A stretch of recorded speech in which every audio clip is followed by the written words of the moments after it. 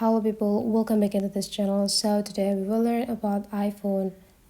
So here I would like to show you the way how you can check the real battery health of your iPhone. The device that I use today is iPhone XR, and if you want to check the battery health, you just need to open the settings, and right after that you just need to scrolling down until you find the battery options here, and then you just need to tap it. So here they will be bring you into this type of look. They will be an analyzing running to analyze the use of the battery for the whole days or the whole week or even the whole weekend that you have.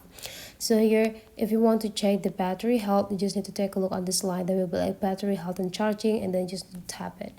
So the battery health here is the comparison between your recent condition of the battery compared to the condition of the battery whenever it is new. So the new iPhone or new device will have 100% maximum capacity power of the battery, means that the battery health is perfect.